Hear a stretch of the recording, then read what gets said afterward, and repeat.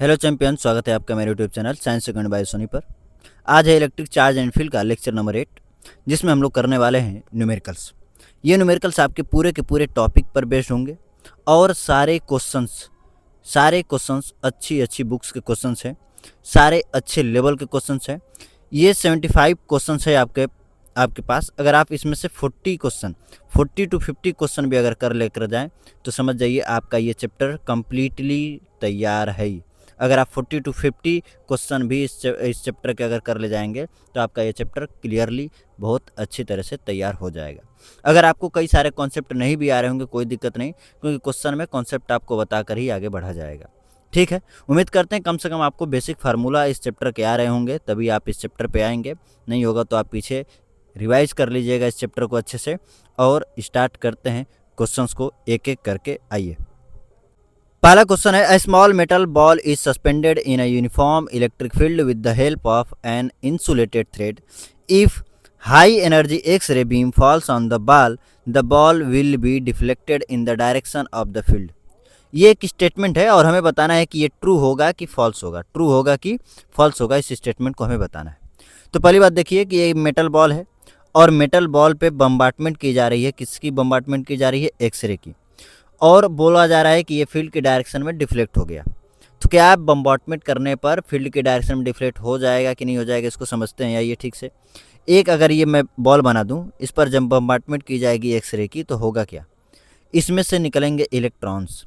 Electrons निकलने की वजह से इस पर आएगा पॉजिटिव चार्ज, और पॉजिटिव चार्ज होने की वजह से ये इलेक्ट्रिक फील्ड की डायरेक्शन में क्या होगा? डिफ्लेक्ट हो जाएगा। क्यों? कि अगर कोई पॉजिटिव चार्ज है, इलेक्ट्रिक फील्ड की डायरेक्शन में उस पर फोर्स लगता है क्यू, और अगर नेगेटिव चार्ज है तो इलेक्ट्रिक फील्ड अगर इधर लगेगी तो फोर्स इसके अपोजिट डायरेक्शन में लगेगा, क्यू इंटू ई। ये आपको पहले ही बता दिया गया है, यानी कि ये स्टेटमेंट आपका ट्रू है। ठीक है, ये स्टेटमेंट आपका क्या है? ट्रू है। Next question, A long cylindrical volume contains a uniformly distributed charge of density rho. The radius of cylindrical volume is r. A charged particle q is revolves around the cylinder in a circular path. The kinetic energy of the particle is. Kinetic energy पता करना है। सबसे पहले तो हम total charge निकालेंगे। Total charge कैसे निकलेगा? रो इंटू वॉल्यूम से। फार्मूला आपको पता होगा कि रो इक्वल टू होता है चार्ज अपॉन वॉल्यूम। ठीक है, यहाँ पर चार्ज मैं कैपिटल क्यू मान लेता हूँ। तो कैपिटल क्यू की जो वैल्यू आएगी वो कितनी आएगी? रो इंटू वॉल्यूम कितना होगा? पाई। रेडियस है कैपिटल आर और लेंथ मैं एल मान लेता हूँ। ये सिलेंडर है, मैं इसका लेंथ क्या मान लेता हूँ? एल मान लेता हूँ। ठीक है, यहाँ से स्मॉल आर डिस्टेंस पर वो पॉइंट है, तो ये रहा स्मॉल एल। ठीक है, अब इसके बाहर, सिलेंडर से बाहर का जो पॉइंट है वो लीनियरली बिहेव करेगा, यानी कि जैसे कि लीनियर चार्ज डिस्ट्रीब्यूट है उस तरह का बिहेव देगा ये। ठीक है, तो हमें यहाँ पर निकालना पड़ेगा लेमडा। लेमडा का मतलब लीनियर चार्ज डेंसिटी। तो टोटल चार्ज अपॉन एल, तो एल से डिवाइड कर देंगे तो यहाँ पर rho into pi r square बस बचेगा। अब लेमडा की वजह से यहाँ पर इलेक्ट्रिक फील्ड हम निकालेंगे। क्यों? क्योंकि यहाँ पर लगने वाला जो फोर्स है क्यू इंटू ई, वही देगा इसको centripetal force m b square by r. जो यहाँ पर आर है वो स्मॉल आर हम ले लेते हैं। ठीक है, वो स्मॉल आर। तो जो ई की वैल्यू आएगी वो कितनी आएगी? 2k लेमडा, और लेमडा की वैल्यू कितनी है? रो pi r square upon are. तो ये इलेक्ट्रिक फील्ड आया।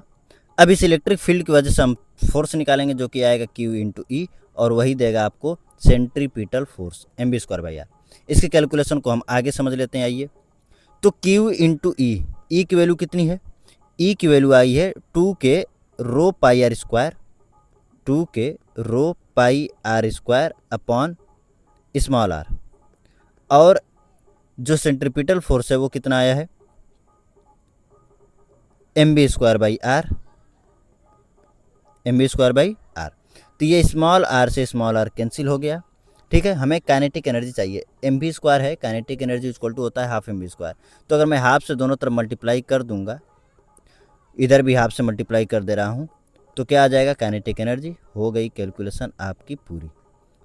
2k रो पाई आर का स्क्वायर, ये 2 से 2 कैंसिल, आंसर आ गया k q rho pi r square. ये आपकी रही काइनेटिक एनर्जी। ठीक है, आइए नेक्स्ट क्वेश्चन देखते हैं। Due to a very large plane sheet of positive charge, the ratio of electric field at a distance of l and two l. ठीक है, मैं यहाँ पर एक सीट भी बना लेता हूँ। ठीक है, यहाँ पर मैं एक सीट बना के आपको दिखाता हूँ। यहाँ पर सपोज करिए ये सीट है, ठीक है ना, और ये बहुत इस पर पॉजिटिव चार्ज है। ये सीट समझ रहे हैं ना, कुछ ऐसी सीट है जैसा कि हमने आपको पीछे डेरिवेशन में बताया गया है, ठीक है ना, बताया हूँ। ये ऐसी सीट है, मैं उसको साइड से बनाया हूँ, ठीक, उस पर पॉजिटिव चार्ज है। और एक पॉइंट है एल डिस्टेंस पे, मान लेता हूँ ये पहला वाला पॉइंट है, और एक पॉइंट है 2l डिस्टेंस पे, ये रहा दूसरा पॉइंट। बोल रहा है कि इन दोनों का अगर यहाँ पर मैं E1 लेता हूँ इलेक्ट्रिक फील्ड और यहाँ पर E2 लेता हूँ, तो E1 और E2 का क्या रेशियो होगा। तो आप जानते हैं यहाँ से डिस्टेंस पे डिपेंड करता ही नहीं इलेक्ट्रिक फील्ड, ठीक ना। सीट की वजह से, बहुत बड़े सीट की वजह से जो इलेक्ट्रिक फील्ड है वो डिस्टेंस पे डिपेंड नहीं करता है। ई की वैल्यू कितनी आती है, सिग्मा अपान 2 एप्सिलॉन नॉट। तो ये भी सिग्मा अपान 2 एप्सिलॉन नॉट और ये भी sigma upon 2 epsilon not, cut के कितना हो जाएगा 1/1, यानी कि 1:1 का रेशियो हो जाएगा। नेक्स्ट क्वेश्चन देखिए, अ पॉइंट चार्ज, अच्छा पहला स्टेटमेंट है, a point charge is brought in an electric field at a point near to the charge, density of electric field lines में increase if the charge is positive. ठीक है, दूसरा statement क्या है, an electric dipole is placed in a non uniform electric field, the net electric force on the dipole will be not zero. ठीक है, समझते हैं, दोनों स्टेटमेंट को समझते हैं। अ point charge is brought in a electric field, एक electric field है पहले से ही और हम वहाँ पर पॉइंट चार्ज ला रहे हैं at a point near to the charge, density of electric field lines में increase if the charge is positive, में इंक्रीज। जैसे मान लीजिए ये एक इलेक्ट्रिक फील्ड पहले से है और यहाँ पर जैसे ही मैं पॉजिटिव चार्ज लाऊंगा तो यहाँ पर जो इसकी इलेक्ट्रिक फील्ड है, जो इलेक्ट्रिक फील्ड लाइन्स है वो क्या करेंगे, इंक्रीज। में दिया है, मस्ट क्यों नहीं, क्योंकि हो सकता है ये नेगेटिव चार्ज की वजह से फील्ड लाइन्स आई हो।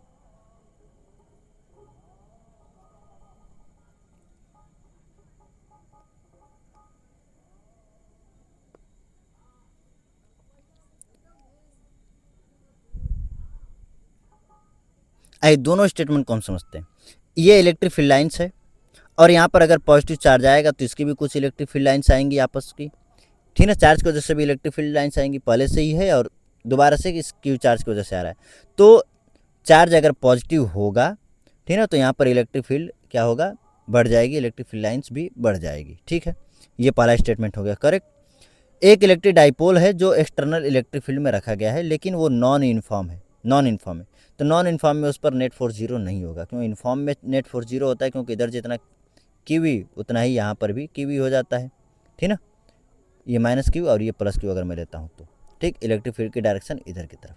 लेकिन अगर यही नॉन यूनिफॉर्म होता है तो हम पीछे पढ़ चुके हैं कि दोनों पर लगने वाला जो फोर्स है वो अपोजिट तो होता है लेकिन इक्वल नहीं होने की वजह से नेट फोर्स जीरो नहीं होता है, यानी कि ये भी स्टेटमेंट हमारा क्या हो जाता है, ट्रू हो जाता है। नेक्स्ट क्वेश्चन देखिए, a positive charge particle of 10 mg यानी 10 milligram is thrown in opposite direction to a uniform electric field of strength 1 into 10 to the power 5 Newton per coulomb if the charge on the particle is 40 microcoulomb and the initial velocity is 200 meter per second, how much distance it will travel before coming to the rest momentarily। अगर कभी भी motion का जिक्र कर दे और बोल रहा है कितना डिस्टेंस चलने के बाद वो रुक जाएगा, तो समझिए हम थर्ड इक्वेशन का यूज करते हैं। थर्ड इक्वेशन कहता है क्या, v square equal to you square plus 2as। यहाँ पर स्टॉपिंग डिस्टेंस का कॉन्सेप्ट चलता है, फाइनल वेलोसिटी हो जाती है 0, इनिशियल वेलोसिटी कुछ ना कुछ है और रिटार्डेशन लगता है, यहाँ पर रिटार्डेशन लगता है, वही एक्सेलरेशन जो है लेकिन माइनस में क्यों ले रहे हैं, क्योंकि रिटार्डेशन तभी तो रुकेगा। तो यहाँ से -2as इधर आके +2as और यहाँ यू स्क्वायर, रिटार्डेशन की वजह से माइनस में लिखा गया, ठीक ना, s equal to you square upon 2a आया। हमें इनिशियल वेलोसिटी पहले से ही पता है 200 का स्क्वायर यानी 200 इंटू 200 अपान 2 इंटू एक्सेलरेशन हमें नहीं पता है लेकिन निकाल सकते हैं। एक्सेलरेशन इक्वल टू होता है फोर्स अपान मास और फोर्स क्या होता है क्यू इंटू ई और ये रहा मास एम। क्यू जो चार्ज है वो कितना है 40 माइक्रो कूलम, तो 40 इंटू 10 टू द पावर -6 और इलेक्ट्रिक फील्ड कितना है 10 to the power 5 upon mass कितना है 10 मिलीग्राम यानी 10 इंटू 10 टू द पावर -3। यहाँ से सॉल्व करेंगे तो 40 10 to the power -6 10 to the power +5 10 to the power -1 बचेगा तो ये 0 यानी बस 4 बचेगा और यहाँ पर 10 टू द पावर -2 ऊपर जाएगा तो +2 यानी 400 क्या होगा मीटर पर सेकेंड स्क्वायर। यहाँ पर रखिए एक्सेशन की वैल्यू 400, तो 200 से 2 बार में जाएगा ये, फिर 2 से 100 और फिर 2 से कट करेंगे तो 50 मीटर आपका आ गया आंसर। कितना 50 मीटर चल करके ये रुक जाएगा। आइए नेक्स्ट क्वेश्चन देखते हैं। Two ideal electric dipole A and B having their dipole moment P1 and P2 respectively are placed on plane with their center O as shown in the figure. At point C on the axis of dipole A, the resultant electric field is making an angle of 37 degree with the axis. The ratio of the dipole moment A and B P1 upon P2 each. देखिए यहाँ पर figure missing है, मैं figure बना देता हूँ, ठीक ना। आइए दिखा देता हूँ मैं फिगर आपको। ये मैं बना दिया एक कार्टेशियन सिस्टम। यहाँ पर एक जो है डाइपोल कुछ इस तरह से है, ये माइनस और ये प्लस, और एक डाइपोल कुछ इस तरह से, यहाँ पर एक माइनस और यहाँ पर एक प्लस। ठीक है, मैं इसको लेता हूँ P1 और इसको मैं लेता हूँ P2, ठीक है। एक P1 है और P2 है, तो इनके वजह से अगर मैं नेट इलेक्ट्रिक फील्ड देखूंगा, देखिए तो एक्सियल पॉइंट पर मैं अगर यहाँ पर एक पॉइंट लेता हूँ, यहाँ पर कोई एक पॉइंट ले लेता हूँ, ठीक है, P ले लेता हूँ, तो इस P पर जो इलेक्ट्रिक फील्ड आएगा इसके वजह से वो इधर आएगा E1, P1 की वजह से E1 इधर आएगा, और इसके वजह से परपेंडिकुलर पड़ रहा है, ठीक है ना। P2 की वजह से परपेंडिकुलर पड़ रहा है, तो P2 की वजह से परपेंडिकुलर तो ऊपर की तरफ आएगा E2, ठीक है, E2 ऊपर की तरफ आएगा और इसका रिजल्टेंट कुछ इस तरह से आएगा E नेट, और वो हॉरिजॉन्टल से एंगल बना रहा है कितना, 37 डिग्री का। ठीक है, तो बताइए tan 37 डिग्री इक्वल टू मैं क्या लिख सकता हूँ, परपेंडिकुलर अपॉन बेस यानी कि E2 अपॉन E1। अब ये E2 की अगर वैल्यू मैं निकालूंगा तो यहाँ पर E2 की वैल्यू कुछ इधर आएगी, कितनी आएगी, इक्वेटोरियल पोजीशन पर जो इलेक्ट्रिक फील्ड आती है वो कितनी आती है, KP/R का क्यूब, और P1 से एक्सियल पॉइंट पर है तो उसकी वैल्यू कितनी आएगी, 2KP/R का क्यूब। लेकिन जो एक्सियल पॉइंट पर है वो P1 की वजह से है और इक्वेटोरियल पॉइंट पर P2 की वजह से है। R के क्यूब से R का क्यूब कैंसिल, K से K कैंसिल, बचा क्या, P2 अपॉन 2P1। ठीक है, tan 37 डिग्री की वैल्यू होती है 3/4। यहाँ से आप निकाल भी सकते हैं, sin 37 डिग्री की हेल्प से निकाल सकते हैं, 3/4 वैल्यू आएगी, और ये रहा P2 अपॉन 2P1। 2 से इसको कट करेंगे, 2 2 जा 4, पलट दीजिए, P1 अपॉन P2 की वैल्यू आपको चाहिए तो P1 upon P2 equal to हो जाएगा 2/3। ये रहा आपका आंसर। ठीक है, आइए next question. What will be the magnitude of electric field at point O। Point O यहाँ पर है, as shown in the figure each side is L and perpendicular to each other, एक दूसरे के परपेंडिकुलर है, ठीक है ना। O पर हमें नेट इलेक्ट्रिक फील्ड निकालनी है। ठीक है, आइए स्टार्ट करते हैं क्वेश्चन को, ध्यान से समझिएगा, मैं अलग कलर चूज कर लेता हूँ। यहाँ पर यह है +2Q, तो प्लस की वजह से दूर होता है क्या, इलेक्ट्रिक फील्ड की डायरेक्शन। तो इस पॉइंट पर यहाँ से देखिए, इस पॉइंट पर इधर की तरफ आएगा, ठीक है। मैं नाम दे देता हूँ 1 2 3 4 5 6 7 8 नाम दे देता हूँ। तो यहाँ से इसकी वैल्यू आएगी 2Q की वजह से, ठीक है ना। अगर मैं Q यहाँ से मैं मान लेता हूँ, देखिए Q की वजह से जो इलेक्ट्रिक फील्ड आ रही है वो E आ रही है, ध्यान दीजिएगा, Q की वजह से जो इलेक्ट्रिक फील्ड आ रही है E, तो 2Q की वजह से इलेक्ट्रिक फील्ड कितनी हो जाएगी, 2E, ठीक है ना। तो 2Q की वजह से यहाँ पर कितना हो जाएगा, 2 × E। यहाँ पर +Q भी है तो इसके वजह से इधर की तरफ आएगा E, ठीक है। यहाँ पर देखिए, इस -Q की वजह से -Q की ओर E आएगा, और इस -Q की ओर इधर भी आएगा E, ठीक है।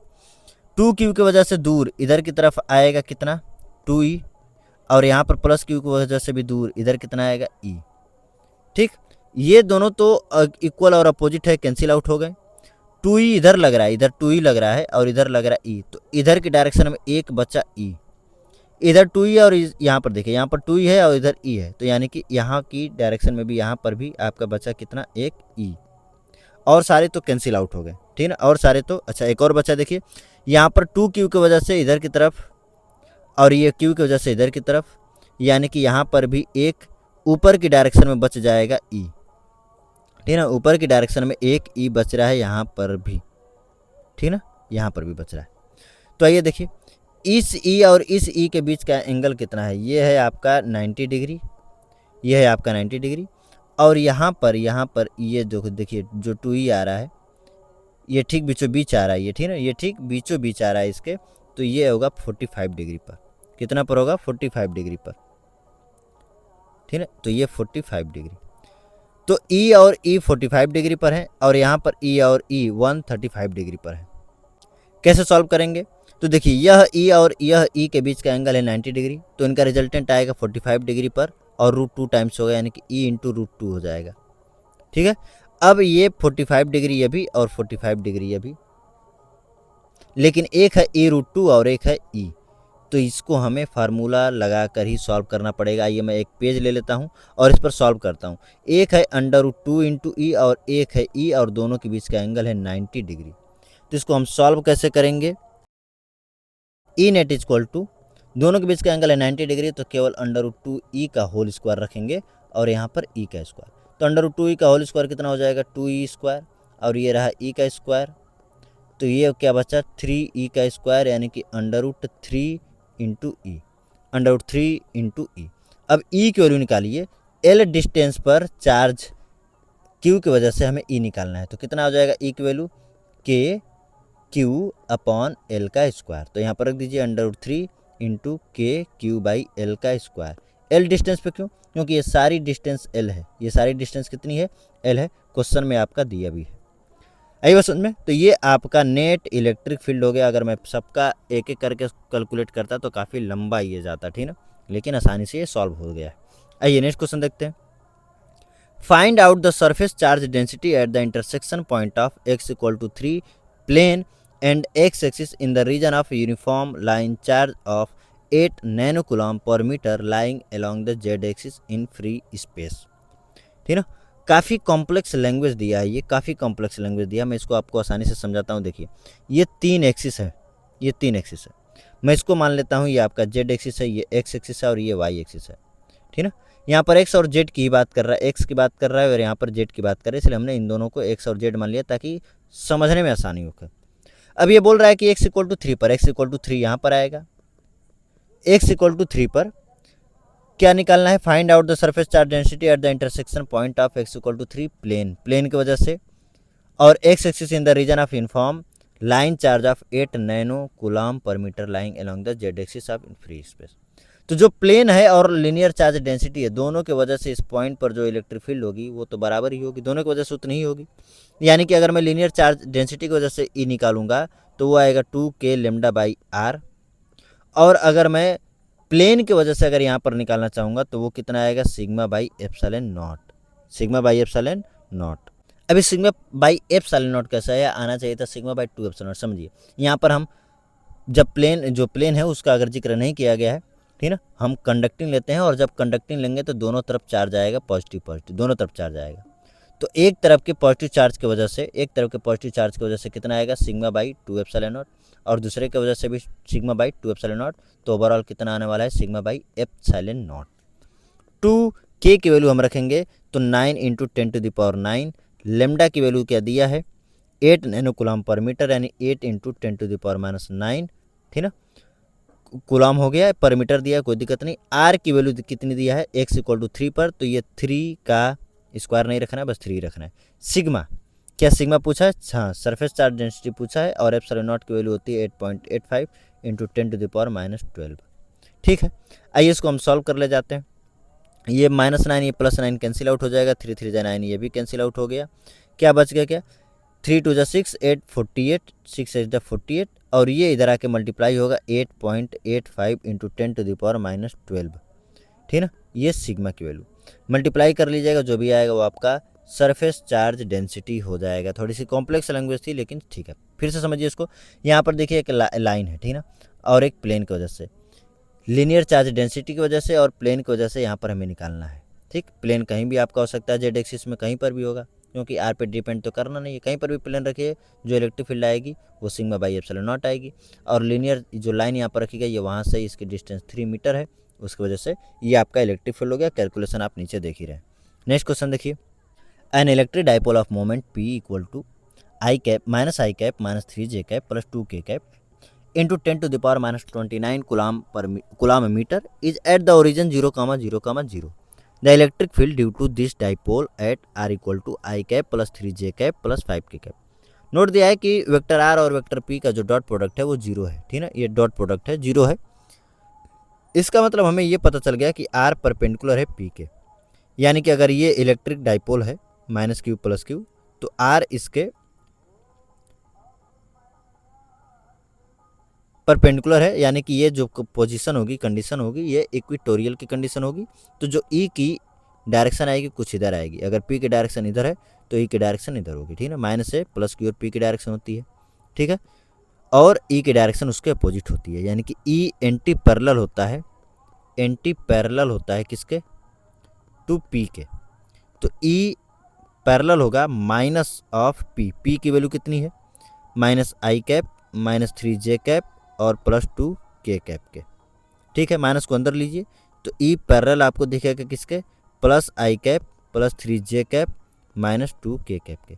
अब मैं इसको इस तरह से सॉल्व क्यों किया हूँ, क्योंकि ऑप्शन में ही आपसे पूछ रहा था कि जो ई है वो किसके पैरेलल होगा। देखिए यहाँ पर इलेक्ट्रिक फील्ड पैरेलल टू, किसके पैरेलल होगा, तो इसके पैरेलल होगा, ठीक है ना। आइए नेक्स्ट क्वेश्चन देखते हैं। A particle of mass m and charge q is released from rest in uniform electric field if there is no other force on the particle, the dependence of its speed v on the distance x traveled by is correctly given by, ठीक है। यहाँ पर जो है velocity x पर कैसे depend करती है ये हमें पूछा है।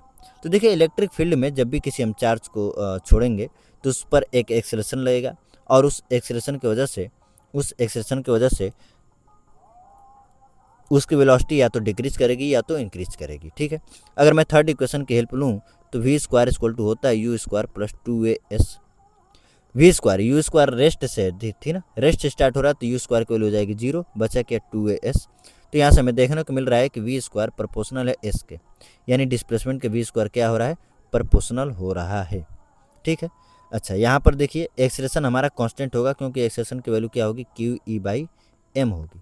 तो यहाँ पर बस बोल रहा है कि डिपेंडेंस v और x पर कैसे डिपेंड कर रहा है, यहाँ पर जो s है वही x है आपका, तो v स्क्वायर जो है x के प्रोपोर्शनल है, तो v क्या हो जाएगा, अगर मैं v और x के वर्सेज अगर मैं ग्राफ खींचूंगा तो कैसे होगा, ये कुछ ऐसे होगा, ये आपका ग्राफ है, ये डिपेंडेंस है। अगर ग्राफ भी पूछेगा तो आप कैसे ग्राफ बता सकते हैं और कैसे रिलेट कर रहा है, तो ये v प्रोपोर्शनल आप √x भी कह सकते हैं, जिस तरह से मन करे उस तरह से आप बता सकते हैं, डिपेंड करता है किस तरह का ऑप्शन दिया गया है।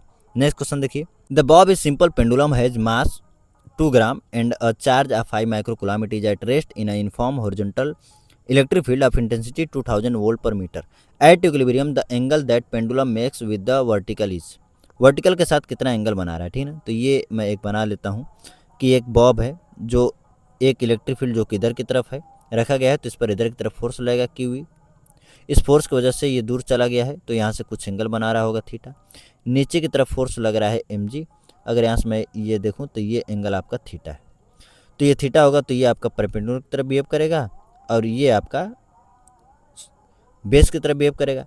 तो tan theta equal to perpendicular, ये परपेंडिकुलर है तो जो कि है क्यू ई, और ये बेस की तरफ बिहेव करेगा तो उसकी वैल्यू है mg। हमें क्या पूछा है, थीटा की वैल्यू पूछा है, तो थीटा इक्वल टू हो जाएगा tan इनवर्स, सबकी वैल्यू मैं रखने जा रहा हूँ। क्या क्यू दिया है 5 माइक्रोकूलम, 5 × 10⁻⁻⁶, क्या ई दिया है इलेक्ट्रिक फील्ड दिया 2000 अपॉन mg, मास दिया 2 ग्राम यानी 2 × 10⁻³ और g की वैल्यू है 10, ठीक है।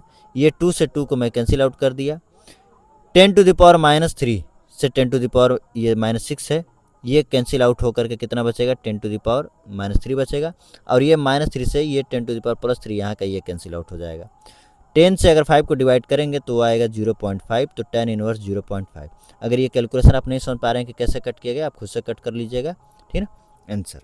आइए नेक्स्ट क्वेश्चन देखिए, an electric dipole has a fixed dipole moment p which makes angle theta with the respect to x axis, x axis के साथ एंगल बना रहा है theta. When subjected to an electric field E1 equal to EI cap, it experiences a torque T1 equal to tau K cap, यानी K cap में वो torque feel कर रहा है। When subjected to another electric field E2 equal to √3 J cap, it experiences a torque T2 equal to -T1, यानी जो दूसरा torque है वो T1 का नेगेटिव लग रहा है, हमें एंगल बताना है थीटा कितना होगा, ठीक है। तो देखिए ये x एक्सिस के साथ p जो है अगर ये p है तो ये एंगल बना रहा है थीटा, ठीक है।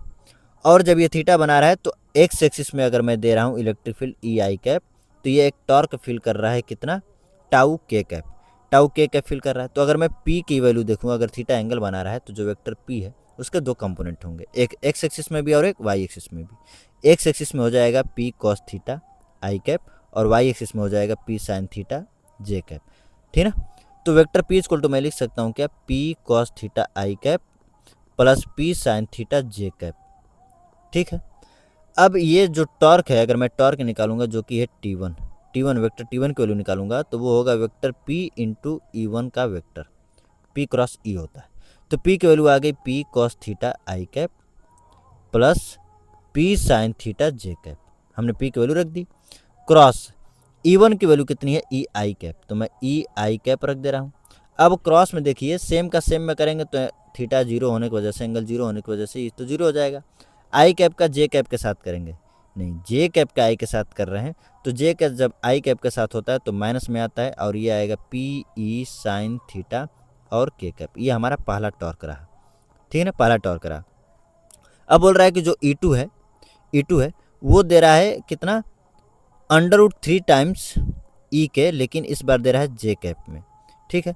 तो जो टी2 आ रहा है वो कितना लग रहा है, माइनस टी वन के बराबर लग रहा है। तो अगर -T1 के बराबर लगेगा तो मैं T2 की वैल्यू निकाल लेता हूँ। T2 की वैल्यू कैसे निकालेंगे, P क्रॉस E करके, P क्रॉस E, तो P कितना है, P तो उतना ही रहेगा आपका P cos theta i cap plus P sine theta j cap, और E की वैल्यू यहाँ पर दिया है √3 E जे कैप में, ठीक है, इक्वल टू T1। एक काम करते हैं, यहाँ पर जगह नहीं है तो मैं इसको अगले पेज पर लेकर चलता हूँ। आइए अगले पेज पर लेकर चल रहा हूँ। T2 की वैल्यू कितनी दिया, P cos theta i cap plus P sine theta j cap, और क्रॉस में क्या दिया है, √3 e j cap equal to -T1 की वैल्यू पहले से ही दिया है, माइनस रहने दीजिए, और -T1 की वैल्यू दिया है पी ई साइन थीटा के कैप, और यहाँ पर पहले से ही माइनस था तो माइनस माइनस प्लस हो जाएगा। यहाँ पर देखिए जे कैप के साथ क्रॉस करेंगे तो जीरो हो जाएगा, लेकिन आई और जे का करेंगे तो के कैप में आता है, यानी √3 पी ई कॉस थीटा, और आई कैप का जे कैप के साथ के कैप आ जाएगा, और ये minus minus plus P E sine theta के कैप हो जाएगा। के कैप से के कैप कैंसिल, पी से पी कैंसिल, कॉस और ये साइन इधर आ करके तो कॉट हो जाएगा। कॉट के फॉर्म में 1/√3 कितने डिग्री की वैल्यू होती है, कॉट 60 डिग्री की, तो थीटा इक्वल टू कितना आ जाएगा, 60 डिग्री। ये रहा आपका आंसर। नेक्स्ट क्वेश्चन देखिए, the magnitude of the average electric field normally present in the atmosphere just about the surface of the earth is about 150 Newton पर coulomb. अर्थ के जस्ट ऊपर दिया है ये इलेक्ट्रिक फील्ड, ठीक है ना, डायरेक्टेड इनवर्ड्स, अच्छा नीचे की तरफ भी दिया है, centre of the earth, this give the total net surface charge carried by the earth to be, अच्छा नेट चार्ज कितना दे रहा है ये हमें पता करना है। तो एक काम करिए, ये बहुत आसान क्वेश्चन हो जाएगा। अगर मैं इसको अर्थ मानता हूँ, ये अर्थ है, तो इसका जस्ट ऊपर हमें निकालना है इलेक्ट्रिक फील्ड, और यहाँ पर कुछ ना कुछ चार्ज है और वो भी इनवर्ड है, यानी कि नेगेटिव चार्ज होगा, मान लेते हैं माइनस, क्यों नेगेटिव चार्ज होगा।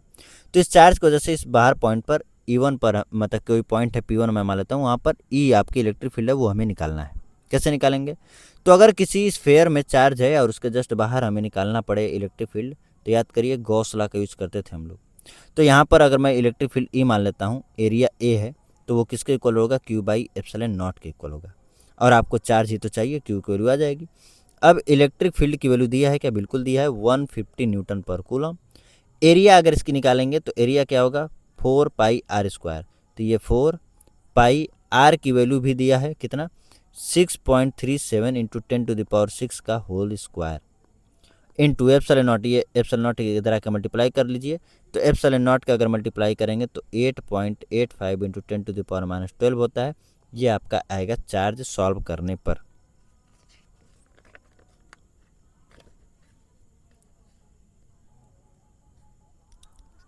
आइए इसको सॉल्व भी कर लेते हैं। Q इक्वल टू, सॉल्व करने पर यहाँ पर पाई की वैल्यू हम रख लेंगे कितना, 3.14, तो ये 150 का 4 में मल्टीप्लाई करेंगे कितना आ जाएगा, 600.3.14, ठीक ना। इसको हम अप्रॉक्सीमेटली 6.4 समझ लेते हैं, ठीक ना। 6.4 का स्क्वायर 6.4 इंटू 6.4, और ये 10⁶ का स्क्वायर 10⁻12, यहाँ पर 8.85 रहने दीजिए, यहाँ पर 10⁻12, ये -12 ये +12 कैंसिल। ये पूरा जो भी आपको दिख रहा है इसका कैलकुलेट कर लीजिएगा, मल्टीप्लाई कर लीजिएगा, आपका आंसर आ जाएगा, ठीक है। सॉल्व कर लीजिएगा इसको, बड़ी कैलकुलेशन है, समय बर्बाद होगा बस, ठीक है। आइए नेक्स्ट क्वेश्चन देखते हैं। Two electric dipole of moment P and 64P are placed in opposite direction on a line at distance of 25 centimetre. ठीक है, एक 25 सेंटीमीटर डिस्टेंस मैं बना लेता हूँ यहाँ पर, और एक यहाँ पर सपोज करिए P दिया है, P दिया है कुछ इस तरह से, और 64P यहाँ पर दिया है कुछ इस तरह से। ठीक है, the electric field will be zero at point between the electric dipole whose distance from the dipole moment P से किसी पॉइंट पर, मान लीजिए x पॉइंट पर, ये टोटल डिस्टेंस 25 सेंटीमीटर है, पर यहाँ पर इलेक्ट्रिक फील्ड जीरो बोल रहा है। कब होगा? तो याद करिए, मैं दो चार्जेस की वजह से लाइन ज्वाइनिंग पर हम एक पॉइंट पता कर रहे थे जहाँ पर इलेक्ट्रिक फील्ड जीरो आ रही थी। ठीक ना, कुछ इसी तरह का ये केस लग रहा है। P की वजह से एक्सियल पॉइंट पर कितना आता था? 2kp/r का क्यूब, तो यहाँ पर x है तो x का क्यूब इलेक्ट्रिक फील्ड, और उतना ही इलेक्ट्रिक फील्ड इसकी वजह से भी होगा, तो इसकी वजह से इधर, तो इसकी वजह से इधर, दोनों अपोजिट डायरेक्शन भी हो रहा है। बिल्कुल ठीक। तो 2k और यहाँ पर P की वैल्यू है 64P, और यहाँ से देखिए अगर ये x है तो ये हो जाएगा 25 - x, तो 25 - x का होल क्यूब। ठीक है, 2k से 2k कैंसिल, P से P कैंसिल, इसको अगर हम आगे सॉल्व करेंगे तो 1/x का होल क्यूब लिख सकते हैं, और उसको 4/25 - x का होल क्यूब लिख सकते हैं। होल क्यूब से होल क्यूब दोनों ओर का कैंसिल हो गया, 1/x इधर बचा, मल्टीप्लाई करिए क्रॉस मल्टीप्लाई तो 4x, और ये 25 - x यानी 5x = 25, तो x की वैल्यू कितनी आ गई? 5 सेंटीमीटर, यानी P से 5 सेंटीमीटर दूर जो है इलेक्ट्रिक फील्ड जीरो हो जाएगा। नेक्स्ट क्वेश्चन देखिए, 3 there exist an electric field of 1 newton पर कूलम अलॉन्ग y डायरेक्शन। ठीक है, the flux passing through the square of 1 metre placed in XY plane inside the electric field.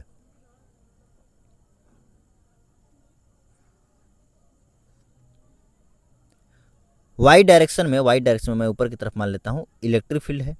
XY plane, अगर XY plane है, ठीक ना, XY plane अगर मैं इसको x एक्सिस कहूँगा, इसको y एक्सिस कहूँगा, तो XY प्लेन में रखा गया कुछ, तो उसकी डायरेक्शन यानी एरिया की जो डायरेक्शन होगी वो k कैप में आएगी। इलेक्ट्रिक फील्ड किस डायरेक्शन में दिया है? y, यानी कि j कैप में, ठीक ना, j कैप में दिया है, तो एरिया k कैप में, इलेक्ट्रिक फील्ड j कैप में, यानी कि ये दोनों के बीच का एंगल कितना? 90 डिग्री। फ्लक्स में निकालूंगा तो होता है EA cos थीटा, और थीटा 90 होने की वजह से फ्लक्स जो है कितना हो जाएगा? जीरो। आइए नेक्स्ट क्वेश्चन देखिए, among two disc and b first has radius 10 centimetre and charge 10⁻⁻6 coulomb, and second has radius 30 centimetre and charge 10⁻⁵ coulomb, when they are touched charge on both are QA and QB are respectively will be. यहाँ पर ध्यान दीजिएगा, यहाँ पर disc की बात कर रहा है, डिस्क की, स्फीयर नहीं है। अगर स्फीयर होता तो रेडियस अलग अलग होती, तो चार्ज अलग अलग तरह का आता, क्योंकि उसमें स्टोर होता है चार्ज। ठीक है, स्टोर होने की वजह से अलग अलग आता। लेकिन डिस्क बोल रहा है तो डिस्क वाला उसी तरह बिहेव करेगा जैसे कि दो आइडेंटिकल केसेस होते हैं, ठीक है ना, दो आइडेंटिकल चार्ज जो पॉइंट चार्ज होते हैं Q1 और Q2, और इनको कनेक्ट कर लिया जाएगा, ठीक ना, तो जो नेट चार्ज होता है वो Q1 और Q2 का आधा आधा बट जाता है, ठीक ना। तो यहाँ पर एक पर है 10⁻⁻6 और एक पर है 10⁻⁵, इसका आधा आधा बट जाएगा, ठीक ना। इसको -6 करेंगे, इसको -6 करेंगे तो 10⁻⁻6 प्लस 10⁻⁻6, तो यहाँ पर 10 का मल्टीप्लाई करेंगे तो 10 और यहाँ से इंटू 1 आ जाएगा, तो 10 1 11 इंटू 10⁻⁻6, और अपान टू यहाँ पर भी, अपान टू यहाँ पर भी है, यानी 5.5 माइक्रो कूलम का चार्ज दोनों पर आ जाएगा। यहाँ पर एक चीज़ पर ध्यान दीजिएगा, यहाँ पर 2 डिस्क है, स्फीयर होता तो ये इस तरह से सॉल्व नहीं होता, Q प्रोपोर्शनल टू R वाला कॉन्सेप्ट जो कि मैं आपको बताया था, कि जो पहले पर चार्ज है QA वो आता कितना?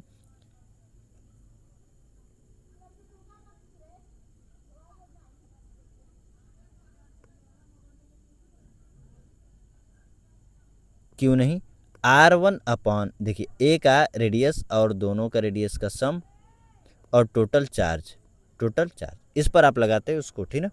लेकिन यहाँ पर डिस्क दिया है तो बस वो दोनों का चार्ज का आधा आधा डिवाइड हो जाएगा। Next question, charge Q2 of mass M revolves around a stationary charge Q1, ठीक है, स्टेशनरी चार्ज ये Q1 है और ये Q2 इसके चारों तरफ रिवॉल्व कर रहा है सर्कुलर पाथ पे, ठीक है, of radius small r radius है।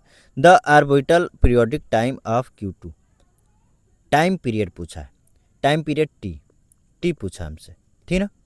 तो एक बात बताइए, जब इन दोनों के बीच में जो फोर्स लगेगा वही इसको सेंट्रीपिटल फोर्स देगा, और सेंट्रीपिटल फोर्स mv² r होता है, लेकिन एक और फार्मूला होता है एम आर ओमेगा स्क्वायर, इसके यूज को कर रहे हैं क्योंकि ओमेगा जैसे आ जाएगा 2 पाई/t करके हम टाइम पीरियड निकाल लेंगे, क्योंकि t इक्वल टू 2 पाई/ओमेगा होता है। तो हमें पहले ओमेगा निकालेंगे। ओमेगा क्या है? एंगुलर स्पीड होती है। क्या होती है? Angular speed.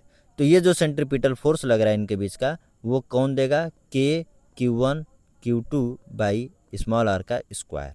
ठीक है, अब यहाँ से मैं ओमेगा स्क्वायर को निकालूंगा तो k Q1 Q2 by M r का क्यूब हो जाएगा।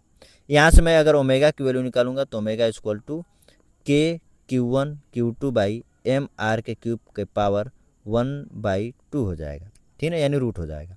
हमें निकालना है टाइम पीरियड टी। तो टी इक्वल टू क्या होता है? 2 पाई/ओमेगा।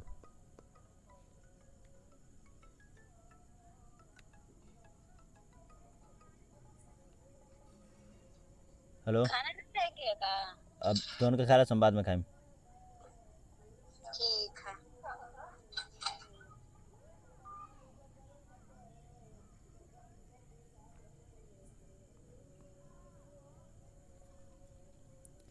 तो 2 पाई को तो रहने दीजिए, ओमेगा की वैल्यू यहाँ से रखिए। देखिए, ओमेगा की वैल्यू रखेंगे तो ये पलट जाएगा, के Q1 Q2 नीचे हो जाएगा और एम आर का जो स्क्वायर है, एम आर का क्यूब है, वो ऊपर हो जाएगा। ठीक है, एक काम करते हैं, इसको थोड़ा सा मैं ठीक से लिख लेता हूँ। देखिए, 2 पाई को हम अलग रहने देते हैं और ओमेगा की वैल्यू यहाँ से पलट कर रख लेते हैं, एम आर का क्यूब ऊपर और के Q1 Q2 नीचे और होल पावर 1 आपका 1/2 हो जाएगा। ये आपका हो गया टाइम पीरियड। ठीक है ना, देखिए अपॉन ओमेगा है ना, तो ये पलट जाएगा, ये ऊपर चला जाएगा, ये नीचे आ जाएगा। ठीक है, आइए नेक्स्ट क्वेश्चन देखिए। 2 copper ball each weighing 10 gram are kept in air 10 centimeter apart. If one electron from every 10 to the power 6 atom is transferred from one ball to the other, then the coulomb force between them is. उनके बीच कितना coulomb force लगेगा? क्या बोल रहा है कि 10 to the power 6 atom में से एक इलेक्ट्रॉन ट्रांसफर हो रहा है एक से दूसरे में। तो पहली बात कि हम पता करेंगे कि 10 ग्राम में टोटल कितने एटम है, वहीं से हमें निकल पाएगा कि टोटल इलेक्ट्रॉन कितने हैं। तो टोटल एटम अगर मैं निकालना चाहता हूँ, तो हम नंबर ऑफ मोल्स निकालूंगा। नंबर ऑफ मोल्स कैसे निकलेगा? मास अपॉन उसका एटॉमिक मास, और एटॉमिक मास यहाँ पर दिया है 63.5।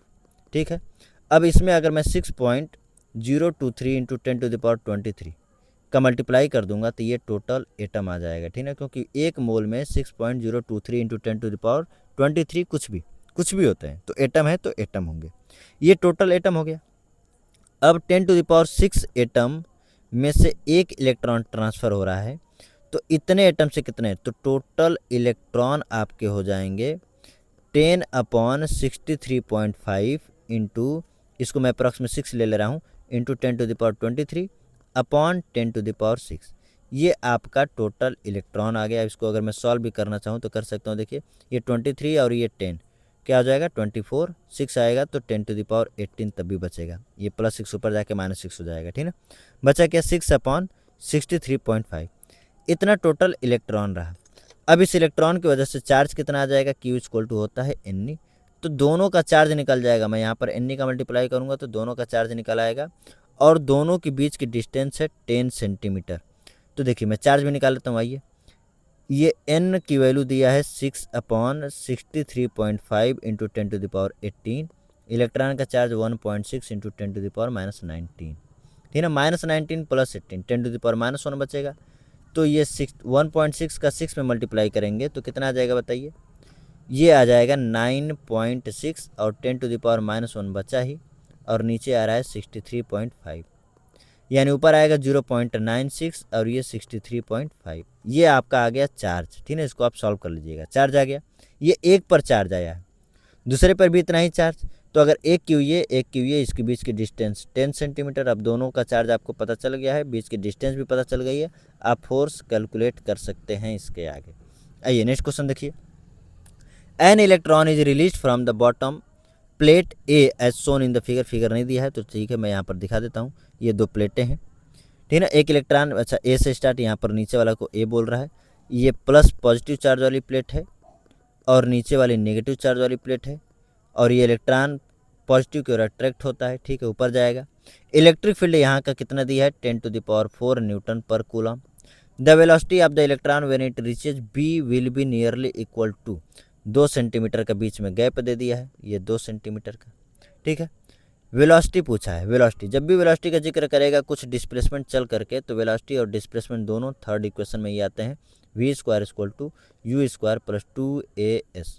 अब इसको रेस्ट से छोड़ा गया है तो यू की वैल्यू हमारी हो जाएगी 0, बचा वी स्क्वायर जो कि हमसे पूछा है 2 इंटू एक्सेलरेशन। तो एक्सेलरेशन के लिए अब तो आपको याद हो ही गया होगा कि एक्सेलरेशन जब भी इलेक्ट्रिक फील्ड में हम छोड़ते हैं किसी भी चीज़ को तो एक्सेलरेशन हो जाता है क्यू ई बाई एम। आइए निकाल लेते हैं। चार्ज है 1.6 इंटू 10⁻⁹ कूलम, सॉरी -19 कूलम का, और जो इलेक्ट्रिक फील्ड है वो है 10⁴।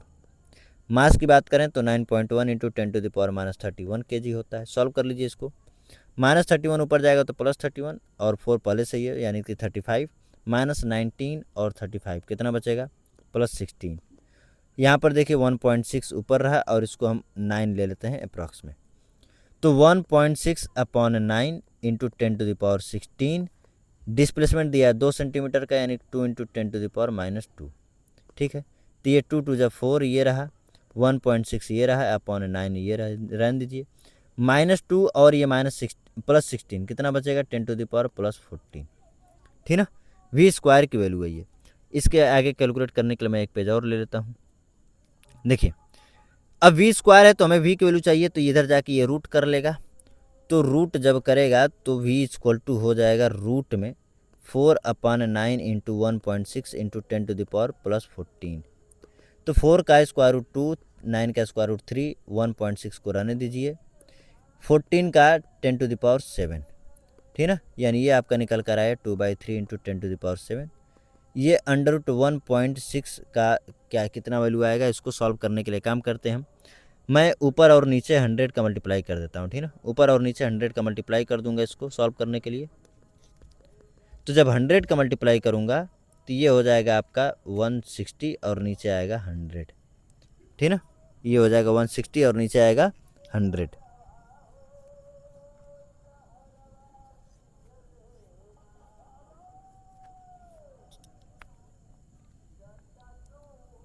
तो ये 2/3 रहने दीजिए, 10⁻7 रहने दीजिए, 160 किसके आसपास है।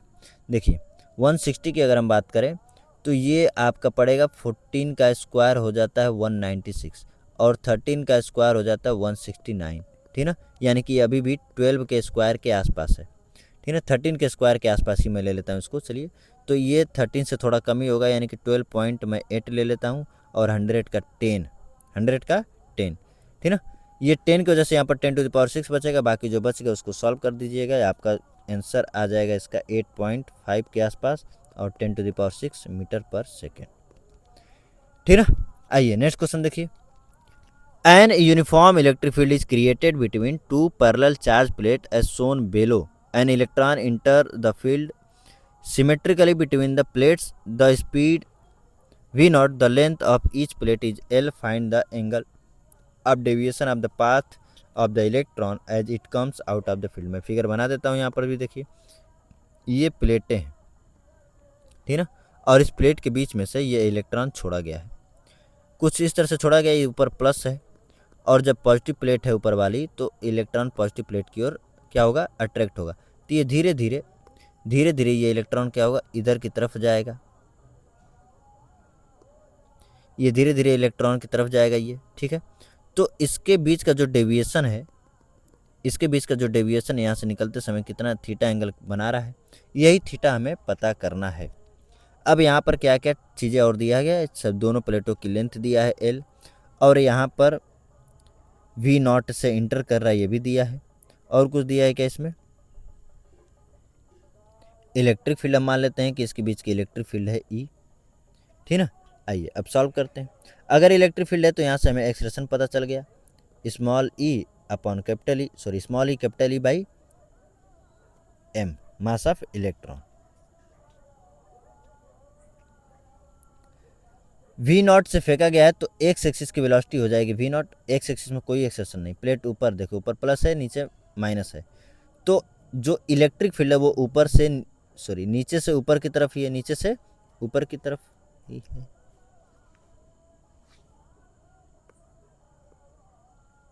जो इलेक्ट्रिक फील्ड है वो ऊपर से नीचे की तरफ है।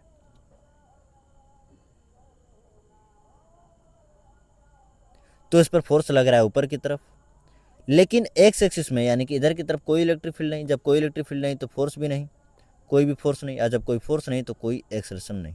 तो निकलते समय इसके पास वेलोसिटी होगी v नॉट एक्स एक्सिस की, लेकिन ऊपर की तरफ एक वेलोसिटी गेन कर लेगा किसके वजह से, वाई एक्सिस में इलेक्ट्रिक फील्ड की वजह से। तो वी वाई निकलते समय कितना हो जाएगा, वी वाई हो जाएगा कितना, A into T. A into T, A acceleration कितना है, small E capital E by M. और टाइम अगर निकालूंगा तो एल डिस्टेंस चलने में कितना टाइम लगा बताइए, एल डिस्टेंस चलने में टाइम लगा वी नॉट इंटू टी, यानी time is equal to L upon V naught. L upon V naught, तो यहाँ पर रखिए एल अपॉन वी नॉट।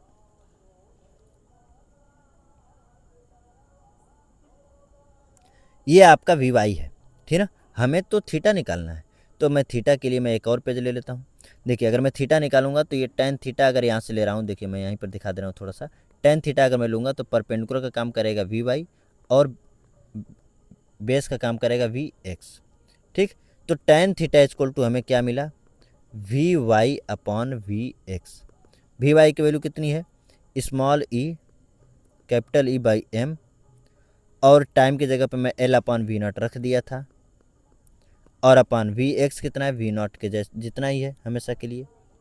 तो ये वी नॉट के नीचे वन, तो ये वन जाएगा ऊपर, वी नॉट इधर।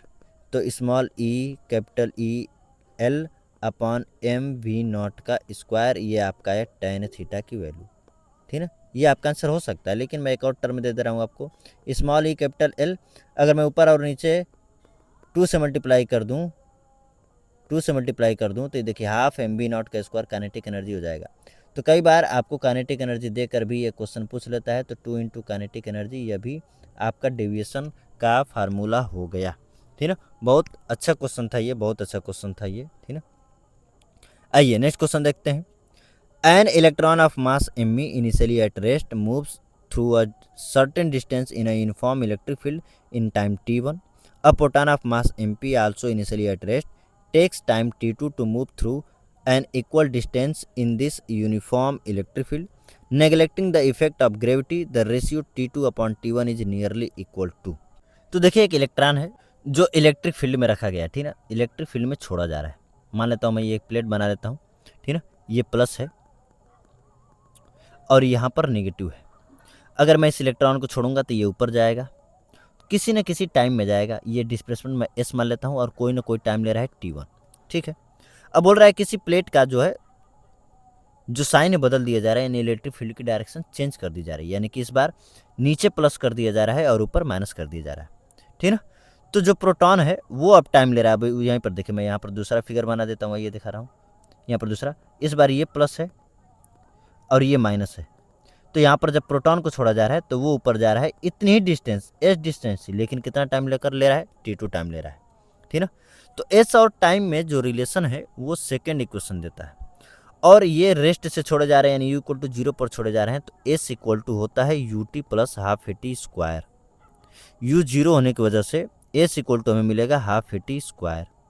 तो अगर मैं टाइम की बात करूँ तो 2s अपॉन ए हो जाएगा अंडर रूट में, दोनों का एस सेम है, यानी कि यहाँ पर टी इन्वर्सली प्रोपोर्शनल हो जाएगा 1 अपॉन रूट ए के।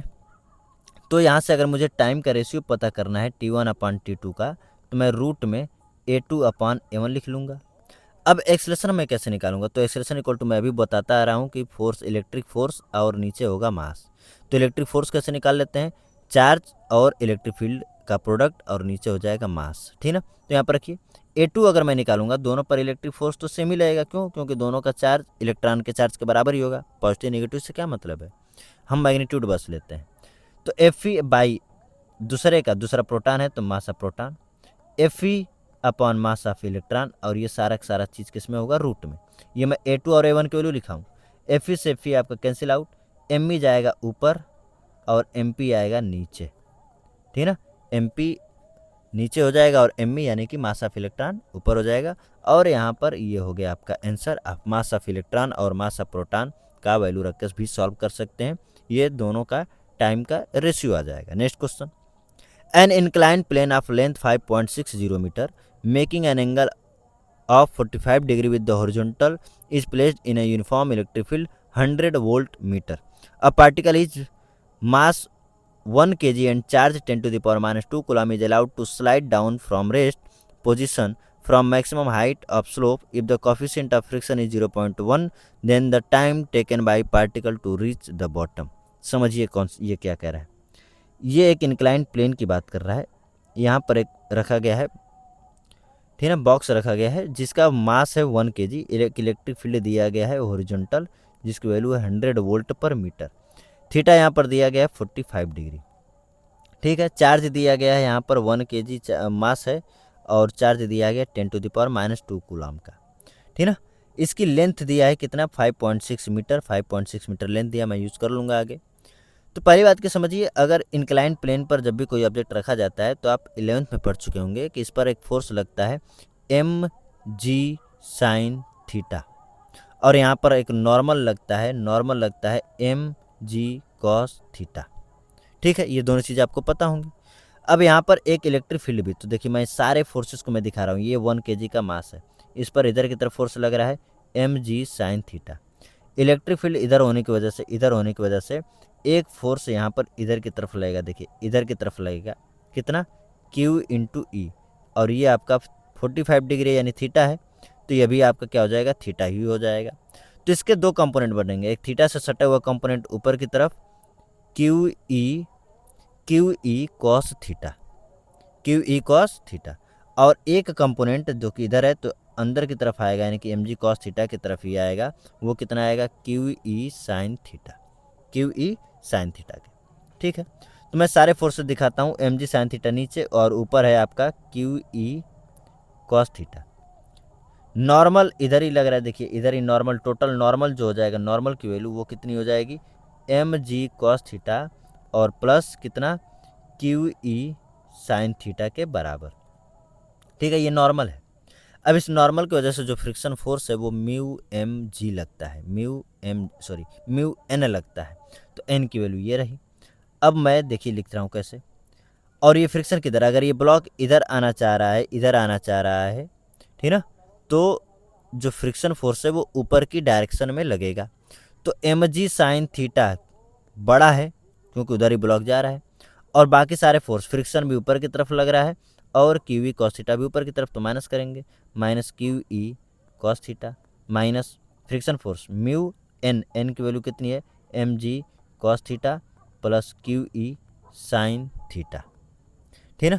ये आपका टोटल, ये बड़ा फोर्स, ये छोटा फोर्स को मैंने माइनस कर दिया, माइनस करने की वजह से ये दोनों माइनस आया है, और ये नेट फोर्स की वजह से आता है एम में, ठीक ना। एफ नेट इक्वल टू क्या होता है एम में, F net equal to M में। तो एफ नेट कैसे हम निकाला, ये है फोर्स जो कि नीचे की तरफ ब्लॉक आ रहा है, और ऊपर वाला फोर्स छोटा हो गया, तो ये बड़ा फोर्स माइनस छोटा फोर्स इक्वल टू एम में हमने कर लिया। इसको कैलकुलेट हम करते हैं अगले पेज पर। देखिए, तो यहाँ से सबसे पहले तो यहाँ से एम और यहाँ पर भी आपका एम है, लेकिन यहाँ पर क्यू ई के पास एम नहीं है, तो हम इसको कट नहीं कर सकते, तो हमें सारी वैल्यू रखनी ही पड़ेगी। आइए रखते हैं। मास है हमारा 1 kg,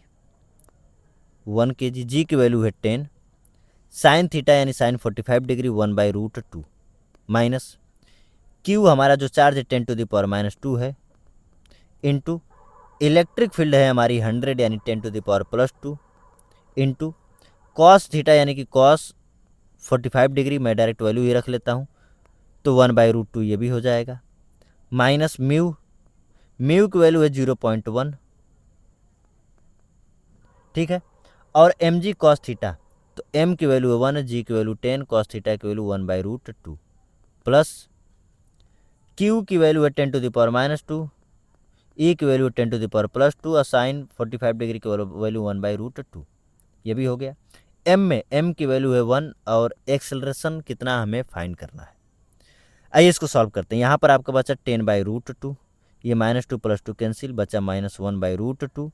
यहाँ से देखिए, यहाँ से भी 10/√2 और ये माइनस प्लस कैंसिल 1/√2, तो ये हो जाएगा 11/√2, और ये 0.1 का मल्टीप्लाई करेंगे, देखिए -0.1 रहने दीजिए और ये 11/√2 रहने दीजिए, इक्वल टू क्या आ गया एक्सेलरेशन। इसको सॉल्व करेंगे तो इस डेसिमल को हटाएंगे तो अपॉन में 10 लग जाएगा, तो एलसीएम लेने पर आएगा 10√2, √2 से √2 कैंसिल, 10 10 जा 100, √2 से √2 कैंसिल, 10 से 1 में मल्टीप्लाई करेंगे 10, और ये 10 √2 से डिवाइड करेंगे 1 आएगा, तो ऊपर बचेगा 11 इक्वल टू ए। तो एक्सेलेरेशन हमारा कितना आ रहा है 79/10√2, यानी कि 7.9/√2। ठीक है, इसको सॉल्व करेंगे तो आपका आंसर आएगा अप्रॉक्सीमेटली 5.60 के ही बराबर मीटर पर सेकेंड स्क्वायर। हमसे पूछा है कितना टाइम लगेगा। देखिए क्वेश्चन में क्या पूछा है कि कितना टाइम लगेगा बॉटम तक पहुंचने में। तो टाइम इक्वल टू क्या होता है बताइए, 2s/, एक्सेलेरेशन अभी हमने पीछे आपको दिखाया था। तो डिस्प्लेसमेंट है 5.6 और एक्सेलेरेशन भी 5.6 के आसपास, यानी कि आंसर आपका आएगा लगभग और लगभग √2 सेकेंड के बराबर। √2 सेकेंड के बराबर। बहुत अच्छा क्वेश्चन था ये, थोड़ा लॉन्ग था, ठीक है, जेईई मेंस लेवल का है। ठीक, नीट में बस आप इसको सॉल्व करते जाइए, टाइम लग रहा है कोई दिक्कत नहीं, आप कॉन्सेप्ट सीखते जाएंगे। ठीक है, कॉन्सेप्ट सीखते जाएंगे तो आपके लेवल के जो क्वेश्चन हैं वो आसानी से सॉल्व होते चले जाएंगे। आइए नेक्स्ट क्वेश्चन देखिए। Two equal and opposite charge of masses m1 and m2 are accelerated in a uniform electric field through the same distance. What is the ratio of their acceleration if their masses is m1/m2 equal to 0.5? तो अगर मुझे acceleration निकालना है तो acceleration तो हम जानते हैं कि a1/a2 दोनों सेम इलेक्ट्रिक फील्ड में रखे गए हैं, तो Fe/m1 और यहाँ पर भी Fe/m2। आप जानते हैं Fe से Fe कैंसिल हो गया, तो m2/m1 की वैल्यू, अच्छा m1/m2 की वैल्यू है, यानी कि ये वो आएगा 1/0.5। देखिए m1/m2 की वैल्यू 0.5 ना रख दिए, ये पॉइंट हटेगा 0 बढ़ेगा, यानी कि आंसर आ जाएगा आपका 2 के बराबर। ये सिंपल क्वेश्चन रहा। नेक्स्ट क्वेश्चन देखिए। Two pith ball carrying equal charges are suspended from a common point by string of equal length. The equilibrium separation between them is r. Now the string are rigidly clamped at the half the height. The equilibrium separation between the balls now becomes. देखिए question क्या कह रहा है, यहाँ से इनको लटकाया गया था, ठीक ना, ये कुछ इस तरह से लटकाया गया था। ठीक, बीच में ये किसी पॉइंट से, ये आर सेपरेशन पर थे और ये वाई डिस्टेंस से लटकाया गया था। लेकिन इस बार क्या किया जा रहा है कि इनको ये y/2 से लटका दिया जा रहा है, सेम चीज़ें, ठीक ना। सेपरेशन हमारा कुछ r' हो जा रहा है और ये y/2 हो गया, y/2 हो गया। तो क्या पूछ रहा है कि इसमें कि जो सेपरेशन है यानी r' की वैल्यू क्या कैसे चेंज होगी। अगर ये y से y/2 हो जा रहा है, ठीक है, y से y/2 हो जा रहा है, तो ये r' कैसे चेंज होगा। ठीक, इसका कॉन्सेप्ट आपको हम जानते हैं लेक्चर 2 या 3 में ही आपको बता दिया गया था कि जब ये लटकाया जाता है, दोनों पर चार्ज होता है Q1 Q2, तो इनके बीच जो फोर्स लगता है उसी की वजह से सेपरेशन आता है। और वहाँ से हम लोग tan थीटा की वैल्यू निकाले थे। tan थीटा की वैल्यू, अगर ये थीटा है तो कैसे निकल रहा था ये थीटा, Fe जो इलेक्ट्रिक फोर्स लग रहा है अपॉन mg के बराबर।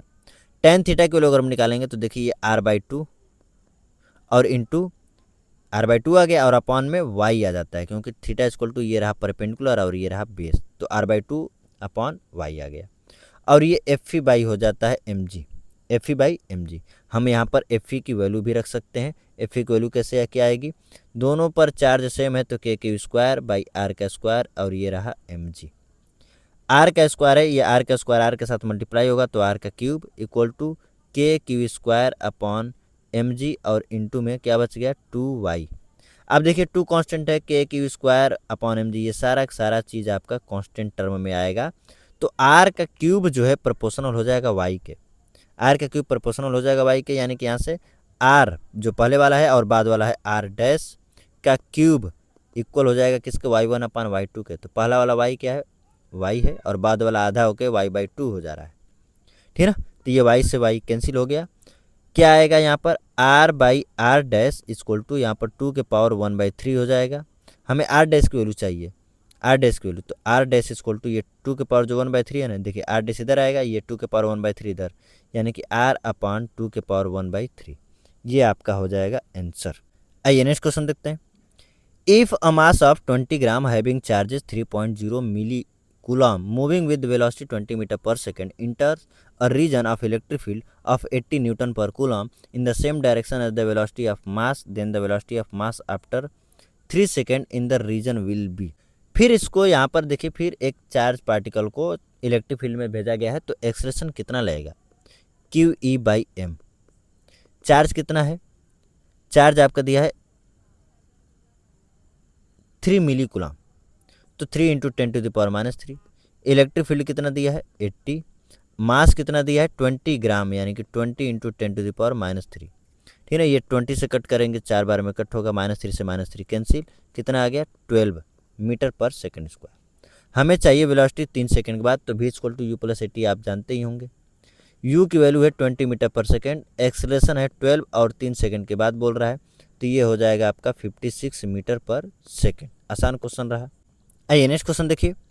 2 point charges A and B having charges plus Q and minus Q respectively are placed at certain distance apart and force acting between them is F. 25% charge of A is transferred to B, then force between the charges become। देखिए एक जो charge है plus Q है और एक है minus Q, capital Q दिया है ठीक ना। इनके बीच कुछ डिस्टेंस में आर मान लेता हूँ, तो इनके बीच फोर्स लग रहा है एफ। एफ की वैल्यू कितनी हो जाएगी k⁴/r का स्क्वायर ठीक है। अब बोल रहा है कि 25% चार्ज यहाँ डिस्ट्रीब्यूट चला गया, इसका 25% कितना होगा q/4, तो q/4 चला जाएगा तो यहाँ पर बचेगा 3q/4 और यहाँ पर q/4 ऐड हो जाएगा तो 4 × 1 = 4 माइनस क्यू और ये प्लस क्यू यानी कि यहाँ पर आएगा -3q/4। तो यहाँ पर जो एफ डैश आएगा वो कितना आएगा k, दोनों का प्रोडक्ट 9q²/16 और डिस्टेंस तो उतनी है ठीक ना। तो k⁴/r² की वैल्यू कितना दिया है एफ और यहाँ पर 9/16 पहले सही है, ये आपका हो गया आंसर। तो आज के लिए इतना ही रहने देते हैं क्योंकि अभी 50 क्वेश्चन के आसपास बचे हैं। अगर मैं पूरे को कवर करना चाहूँगा तो अभी बहुत ज़्यादा समय लग जाएगा, बहुत लंबा वीडियो हो जाएगा ठीक। तो आज के लिए इतना ही रहने देते हैं, हम बाकी जो क्वेश्चन है वो अगले लेक्चर में कवर कर लेंगे। Thank you.